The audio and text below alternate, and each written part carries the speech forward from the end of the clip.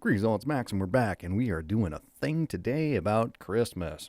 Obviously, I do my pagan holiday thing. We did a live stream on that as well, where we generally covered all the holidays and their origins. And I think most Christians out there who, read their Bible and follow, guys like Robert and whatever pastor, follow me, maybe Ed, follow whoever.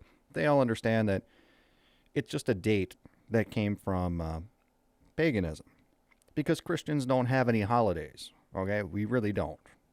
All right, you have communion, but that's not a holiday. That's just something you do in remembrance, and that's kind of a tradition. But do Christians have traditions? I don't think so. This is going to be a long thing, and we're not going to do a live stream tomorrow, I don't think. All right. I don't think so. I am doing this, and I had to stop. This is going to be a long thing, okay? I had to stop with the research because the video is going to be like 2 hours probably. I don't know. I'm trying to try and cover it as quick as I possibly can, but there are, things that I do want to mention. I'm going to try and cover every single aspect of it and just do one holiday as opposed to all holidays. So here we go. What is the deal with Christmas? Oh, yeah, and the whole thing of, should you celebrate it? Should you not celebrate it? Well, you can celebrate whatever you want as long as you're not worshiping another god. And we'll get into scripture. I got a whole bunch of scripture to do, too. But first, we're going to cover why is Christmas basically a pagan holiday, and where did it come from? Okay. So we're going to start. Basically, all comes down to Emperor Constantine. And we're going to read this. This is on allaboutjesuschrist.org. And I will, if I remember, try and put the links in the description if you want to read this at a later time. So here we go. What part did Emperor Constantine have in Christmas? Answer. How could a Roman emperor have anything to do with an event that occurred 300 years before he sat on the throne? Needless to say, Constantine had no part in the birth of Jesus. Well, that's good. But he did play an important part of deciding when Jesus' birth would be celebrated through the centuries. To this day, no one knows for sure when Jesus was born. There you go. Nobody knows. And that's for a reason, too. It's for a reason so people don't make a tradition out of it. We're faith-based. We don't need traditions. And there is no historical record of anyone celebrating the Nativity until the 4th century. Flavius Valerius Aurelius Constantinus, better known as Constantine, or I Constantine the Great, was born around the year 275, almost 3 centuries after Jesus. He worshipped on the pantheon of the Roman gods. And I want to cover this too. What is paganism? Paganism is basically what is called polytheism, or the belief in multiple gods. That is the root essence of paganism, okay? Believing in multiple gods. As all his predecessors had done, and especially the Roman sun god, yes. Sol, however, as he was traveling to battle, his most powerful rival in Italy, Maxentius, at the Tiber River AD 312, he had a vision. In that vision, he reported seeing the cross of Christ superimposed on the sun with the words, Hoc signo vinces, in the sign you shall conquer. After winning the battle, he became a strong champion of Christianity.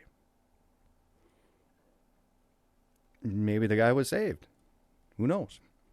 The very next year, he met with Emperor Licinius, the ruler of his eastern province, to sign the Edict of Milan, giving equal rights to all religious groups within the Roman Empire.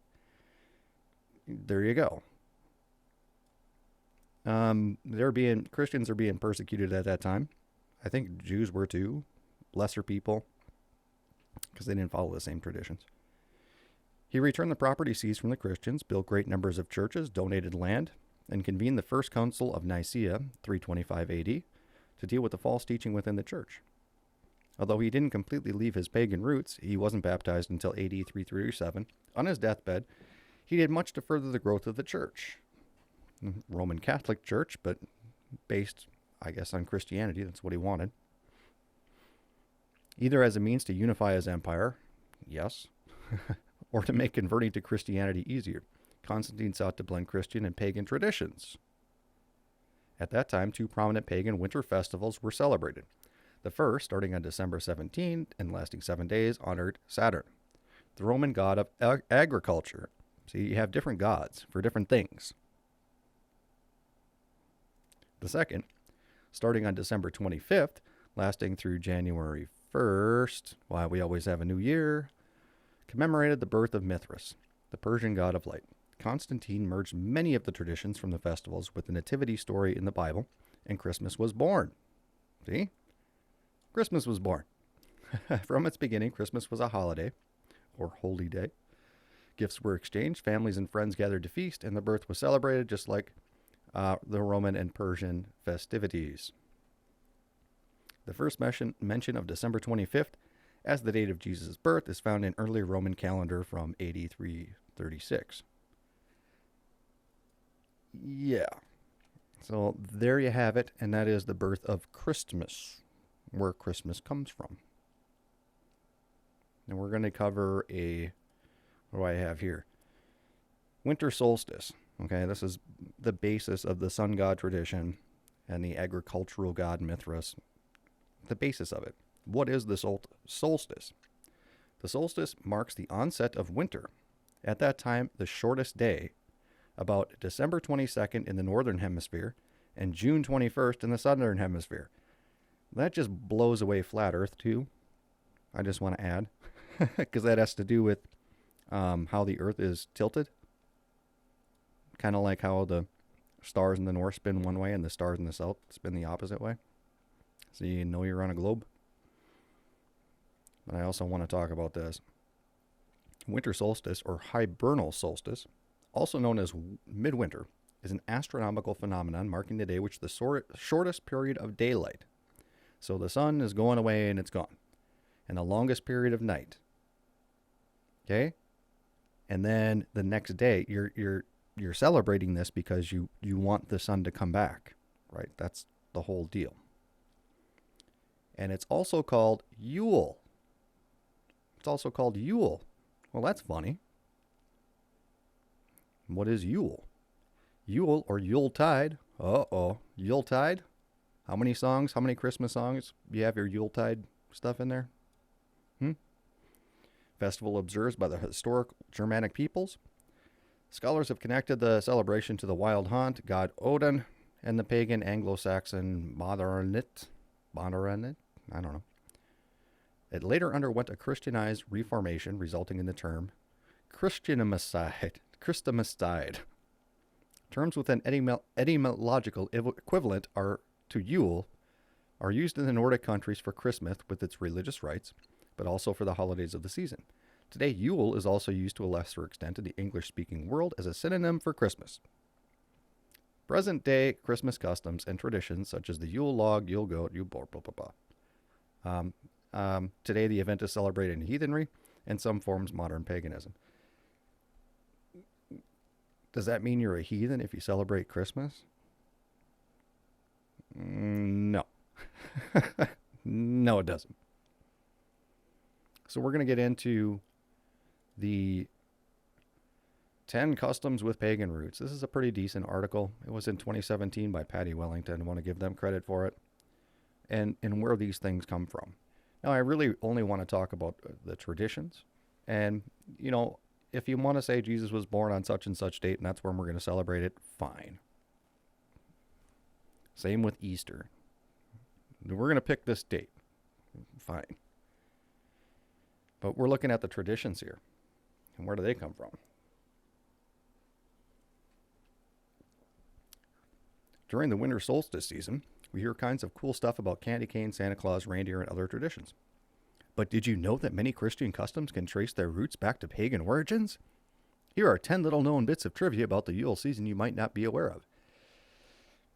And this is why I like this article, because this person is poo-pooing Christianity, saying, oh, you're all a bunch of pagans. When most Christians know the origins of Christmas. They really do. Most people do. But the information is very correct because they're trying to poo-poo Christianity so bad. Like, you're doing a bunch of pagan, oh, you're doing all this pagan stuff. So Christmas caroling, this one I did not know about.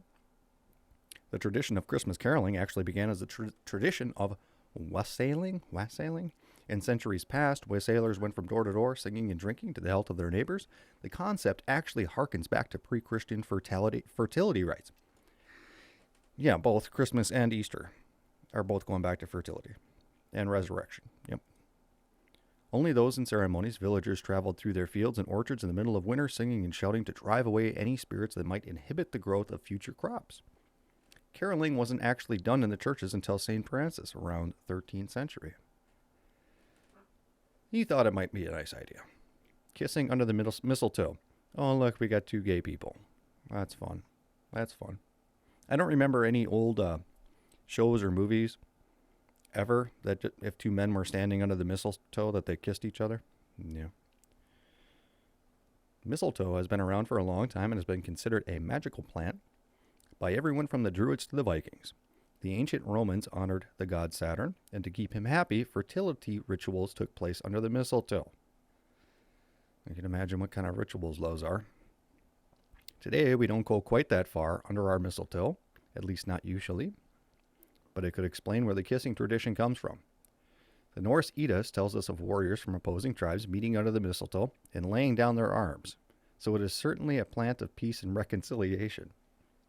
Also in Norse mythology, mistletoe is associated with Frigga, the goddess of love, who wouldn't want to smooch under her with a watchful eye. Yeah, I don't know. I'm not going to click that link. Gift-delivering mythical beings. We've all heard of Santa Claus, who has its roots in the Dutch Sinterklaas by mythology, with a few elements of Odin and St. Nicholas thrown in for good measure. It's funny, the Catholic Church actually, I don't think they make him a saint anymore because they couldn't prove he exists. They're like, yeah, we got to get rid of that guy. But how many people have heard of La Befana, the kindly Italian witch who drops off treats for well-behaved children? Or Fra Holly, who gives gifts to women at the time of the winter solstice? I haven't. Deck your halls with boughs of green things? Holly, which goes back to Norse stuff. The Germans. The Romans loved a good party, and Saturnalia was no exception. This holiday, which fell on December 17th, was a time to honor the god Saturn. And so homes and hearths were decorated with boughs of greenery, yes, ivy and the like. Holly? The ancient Egyptians didn't have evergreen trees, but they had palms. We'll talk about this in the Bible. Evergreens were a big deal for worshiping gods and the fertilities and things like that. And the Bible actually talks about they didn't have those in Egypt, but they used palm trees instead. The palm tree was a symbol of resurrection and rebirth, and they often brought the fronds into their homes during the time of winter solstice. This had evolved into modern tradition of the holiday tree. No, the Christmas tree. That's what everyone calls it, not the holiday tree. Hanging ornaments. Here come those Romans again, Saturnalia. Celebrants often hung metal ornaments outside on trees. Typically, the ornaments represented God, either Saturn or the family's patron deity, or some other god they worshipped. See? Polytheism, paganism. The laurel wreath was a popular decoration as well. There you go. Get the Boy Scouts to buy your wreath from. Early Germanic tribes decorated trees with fruit and candles in honor of Odin. Or the season. How many gods do we have here?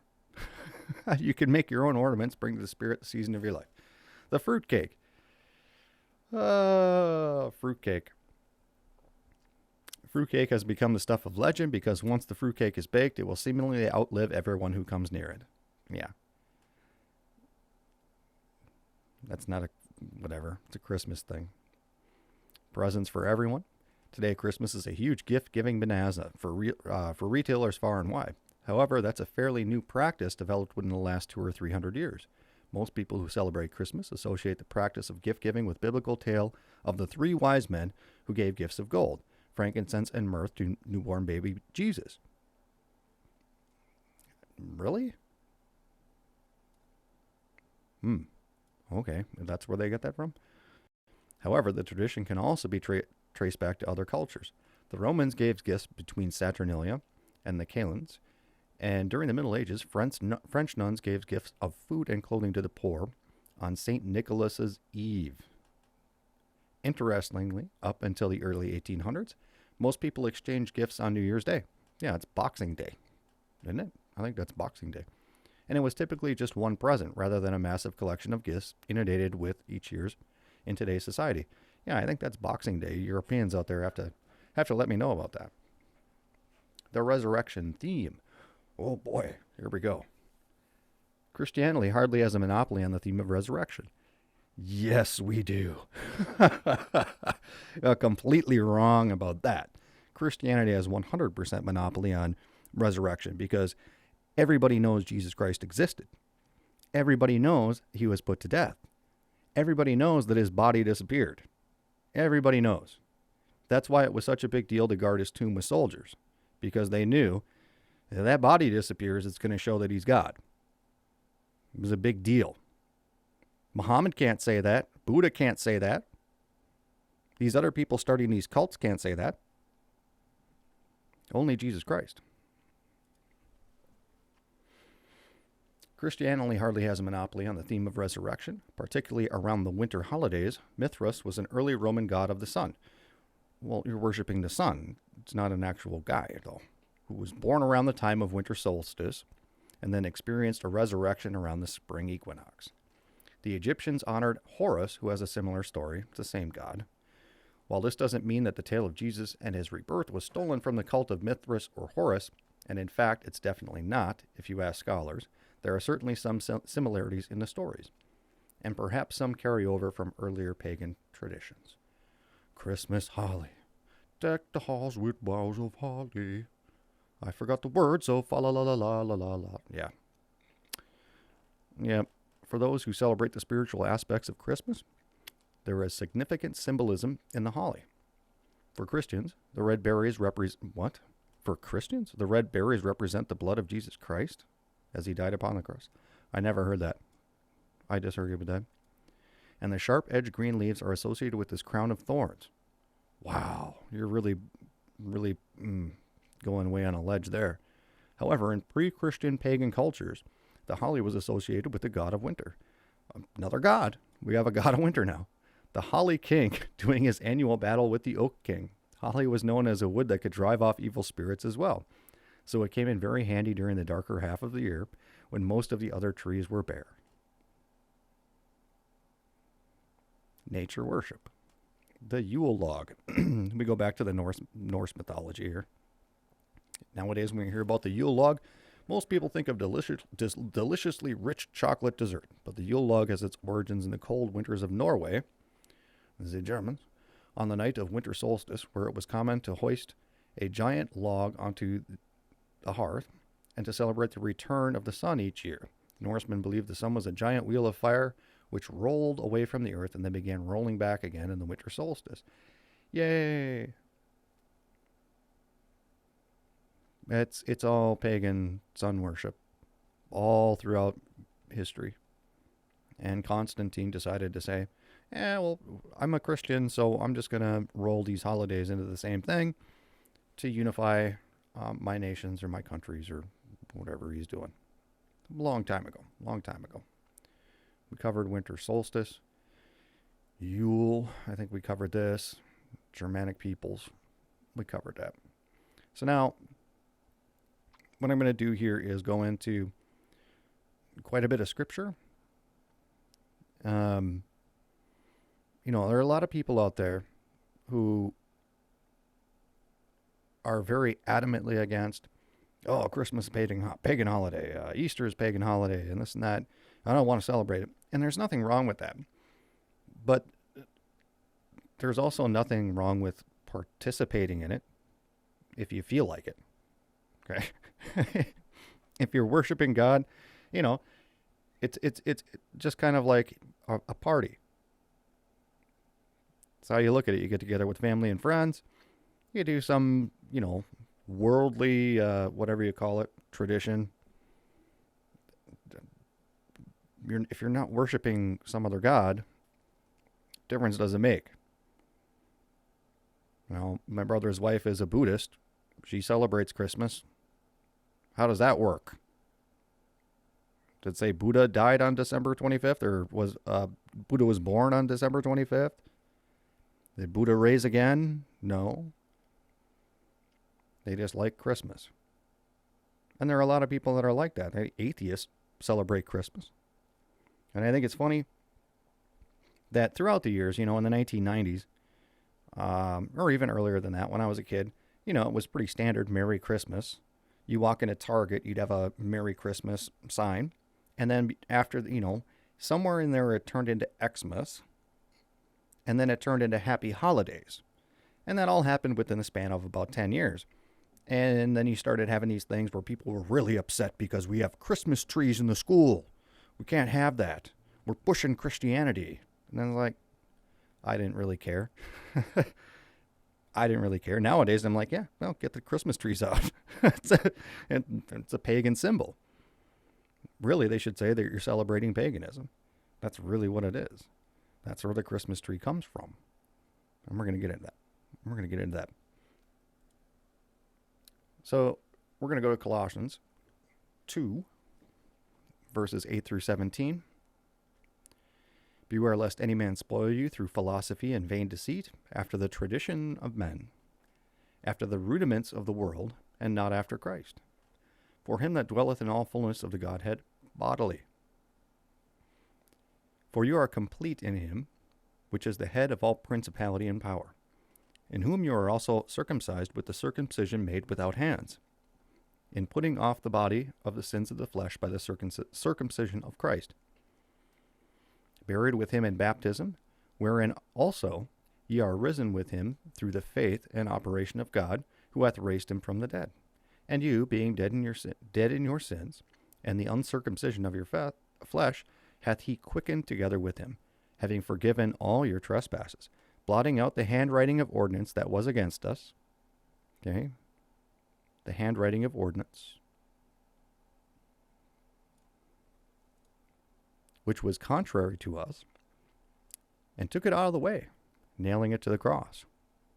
All that Old Testament stuff, gone with. And having spoiled principalities and powers, he made show of them openly, triumphing over them in it.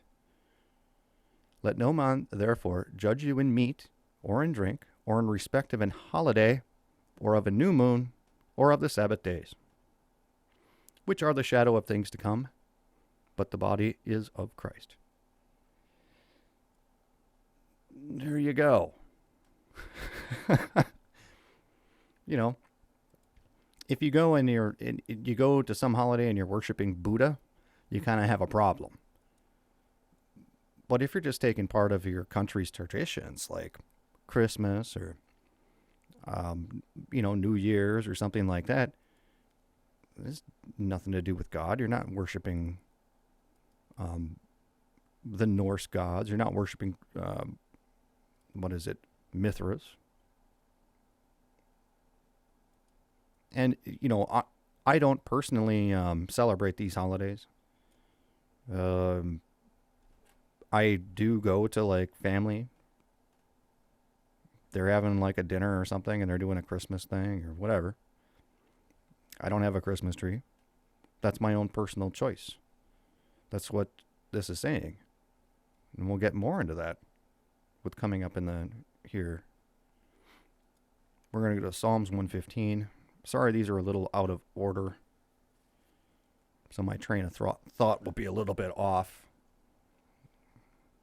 Psalm 115, 1 through 8.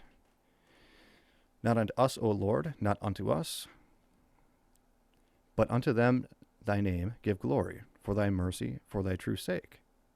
Wherefore should the heathen say, where is their God now? But our God is in the heavens.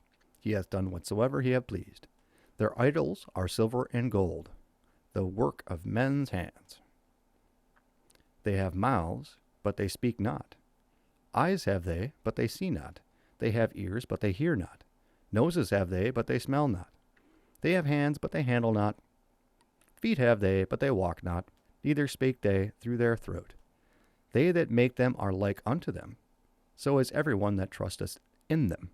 This is 100% talking about idols and statues. This is mostly what it is. And I'm going to make reference here, which I brought up before. I'm going to go Jeremiah 10, 1 through 5. Hear ye the word which speaketh unto you, O house of Israel. Here we are talking to Jews. This is Old Testament. Thus saith the Lord, learn not the way of the heathen. Okay, we're talking about the way of the heathen. And be not dismayed at the signs of heaven, for the heathen are dismayed at them. The signs of heaven. Okay, what exactly are we talking about here? We are talking essentially about Christmas. You have the summer and winter solstice, or spring solstice, and equinoxes, and all this stuff. The winter solstice was a thing where people are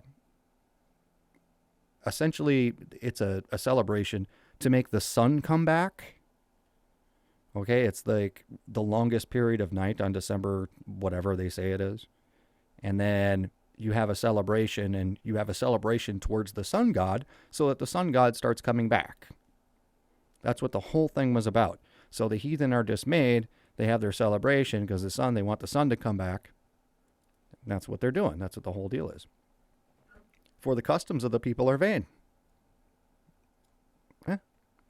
For one cutteth a tree out of the forest, the work of hands of the workmen with an axe. I've covered this in many, many, many videos. They deck it with silver and gold. They fasten it with nails and with hammers that it move not. Does it sound like anything here coming up in Christmas here? Some people out there probably already have their tree. Now, in this verse, I equate it to actually the Christmas tree, but you could also say that it's the people. I equate it to the Christmas tree. They are upright as a palm tree. Remember we were talking about that they didn't have evergreen trees in Egypt, so they used palm trees instead. They are upright as the palm tree. They speak not. It's an idol. They must needs be born, because they cannot go. Be not afraid of them, for they cannot do evil, neither is it also of them to do good. Talking about an idol. This is why I think it's talking about the tree. We're talking about the tree here, not the people. And then it's an idol, and don't worry about it. Someone's got a Christmas tree in our house. It's just a decoration. Decoration. 1 Corinthians 12, 1 through 2.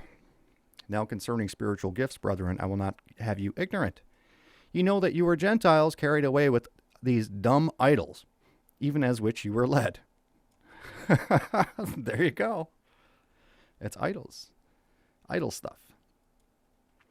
1 Thessalonians 1, 9. For they themselves show us of what matter of entering in we had unto you, and now how you turned to God from idols to serve the living King and true God. Turn from those idols, which is one main reason. I mean, granted, it's also a lot cheaper. Not putting up all that stuff. And if you look at it as a decoration, it's no big deal. You can do whatever holiday you want. Just understand where this stuff comes from. Don't be like, oh, we have to have a Christmas tree or it's just not Christmas without it.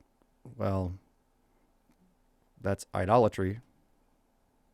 Worshipping the day that no one knows when Jesus was born. Nobody. Nobody knows when the death, burial, and resurrection took place, and I believe that's on purpose. So we can't make strange traditions out of those things. But this was commonplace.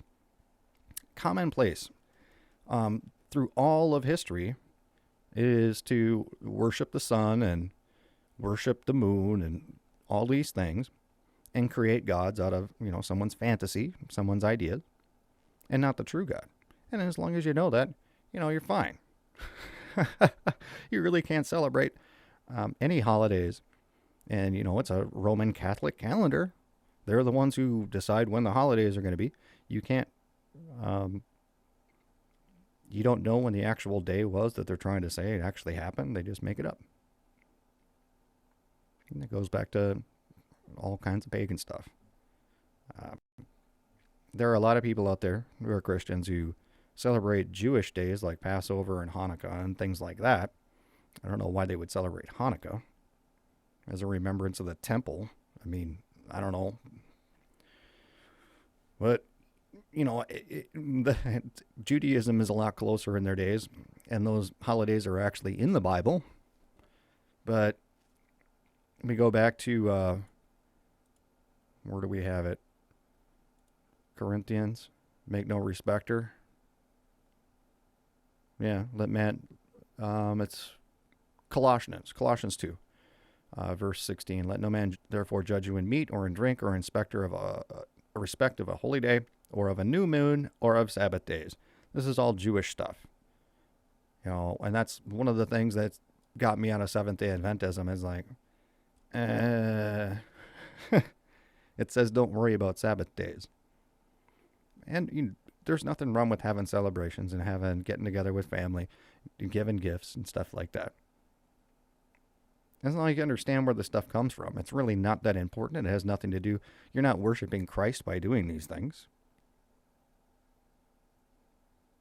But just because you take part in that tradition, does that mean that you're going against Christ? Absolutely not. And that's the real issue. Unless you're worshiping Saturn, you're not really going against Christ, are you? You're just choosing it as a day of remembrance for the birth of Jesus. And you get to watch the Christmas stories and all that stuff, where everyone's all happy with each other. There's nothing wrong with that. Nothing wrong with that at all. So that's what I have. That is what I have. And as I said, I don't think I was going to do this in a live stream, but it took me 30 minutes just to do it myself and read through the articles. Probably would be a 4-hour stream. Not going to do that, because everyone's got their own info, and that's how it is. So there is the background of the Christmas traditions. And with that, I think, let me get out of here. So let's see. Gotta check my list. Checking it twice. I got it. I covered it all. So there you have it. Merry Christmas or something. And we'll talk to you later.